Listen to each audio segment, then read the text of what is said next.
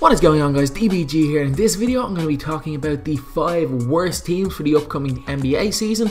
These are just my opinions, and I know a lot of people probably won't agree with all of these, but this is just my opinion of the worst 5. At number 5 I've got the LA Lakers. The Lakers, while on paper do not seem great, they seem extremely young and people are looking at them and thinking they don't have a chance of doing well. I can see the Lakers possibly doing very well this season.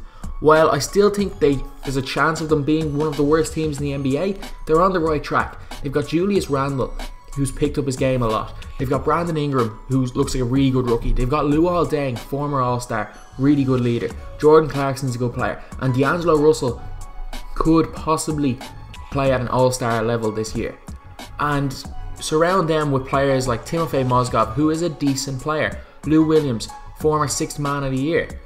Swaggy P can play a little bit. Nian, whatever way that's pronounced, can actually play. So I think the Lakers are not that bad.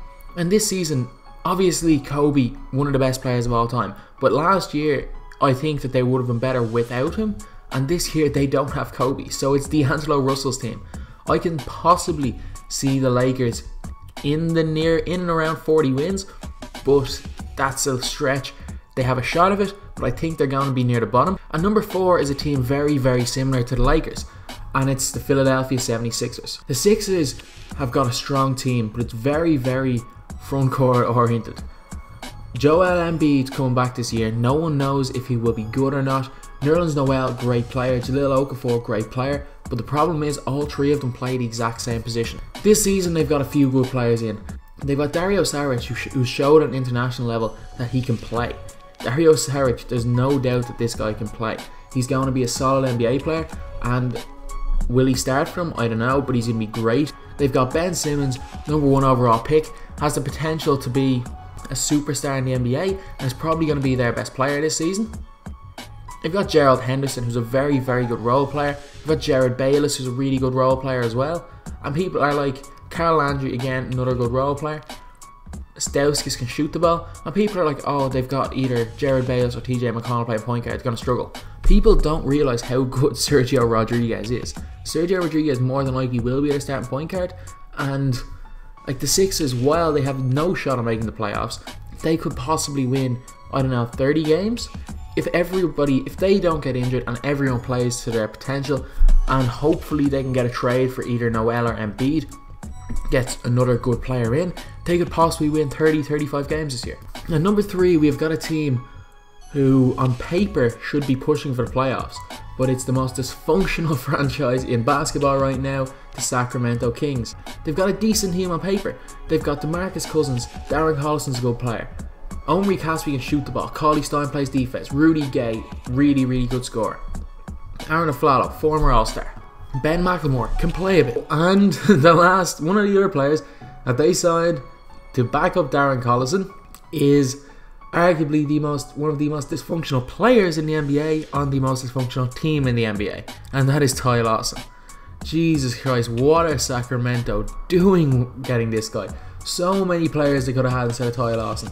But you've put the most dysfunctional player into the most dysfunctional franchise. I cannot see that working well. I can see the Sacramento Kings doing what they do absolutely every year. Through 20 games be, I don't know, 12-8, being a low seed in the playoffs, and then just completely collapse. DeMarcus Cousins is going to pretty much hate his entire team, as usual, hate the franchise. There is nothing that this guy likes about Sacramento. Especially with their high draft pick that they essentially wasted on Papianis. I'm not saying he's going to be a bad player, but he plays the same position as Cousins, Koufos and Cauley Stein. So I don't think DeMarcus Cousins knows what the Kings are doing. I don't think the Kings know what the Kings are doing. And for that reason, I can see them being the 3rd worst team in the NBA. And number 2, we have got the Phoenix Suns. Yes, the Phoenix Suns are another team that could have an extremely, extremely good year. But the thing is, they're young. They don't have much defense apart from Tyson Chandler. This season, I have a feeling that they're going to almost tank and try to build around players like Dragan Bender.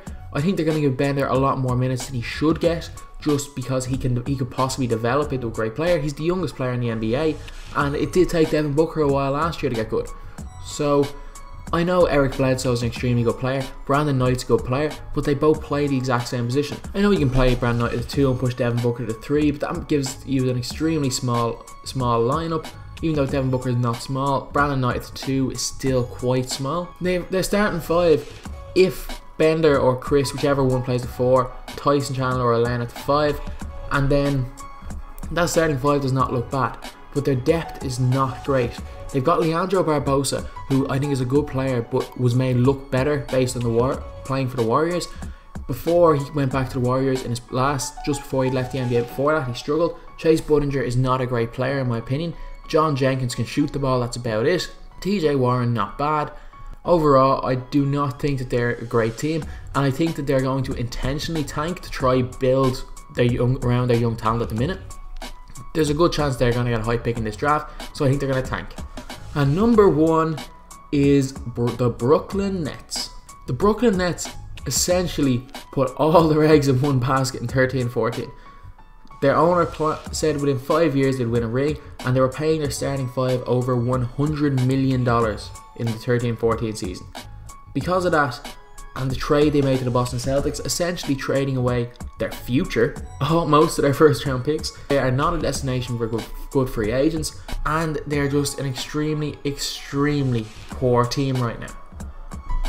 If you look at this team, there is not one player on this team I think has a chance of being an all-star. Their best player, well, it's probably Brook Lopez, but he's only good for 50 games a year, most years. Their best player who will consistently play is Jeremy Lin. Jeremy Lin can play, but he should not be the best player on an NBA team. They've got Jeremy Lin, Thomas Robinson, who's one of the biggest busts of the last 10 years, Luis Scola, who's looked okay in the Olympics, but he's 37 or something. They've got Grievous Vasquez, who was never the same after he left New Orleans. Bojan Bogdanovic, good player. Anthony Bennett could come good, who knows. Justin Hamilton, decent player. They've got a team of decent players without anyone who's gonna score 20 points, apart from Lopez, but I don't know what story's gonna be with him. From looking at their team, they've got nothing. They've got their best shooter is probably Randy Foye, and he can't really shoot. They've got Hollis Jefferson, who's athletic. Kilpatrick was okay last year, but in general, it's just a very bad team, and they're without doubt in the worst spot of any franchise in the league. They don't want to tank. If they tank, the Boston Celtics get their pick anyway. So, like, this is just the worst state I think I've ever seen a franchise in. The Sixers were tanking for draft picks. The Kings are just dysfunctional. The Suns can tank for picks. The Lakers were tanking for picks. But the Nets have absolutely nothing going for them. They're the second team in the city. They're not a big franchise. They've got no particularly good players. They've got no draw for free agents. They've got no draft picks. They've got no assets. They have absolutely nothing. And for that reason, I can see the Nets being the worst team this year and next year and possibly the year after. Unless a team does a Sixers and tries to tank and purposely come last, the Nets are going to be the worst team for the next 3 or 4 years. So anyway, that's just my opinion.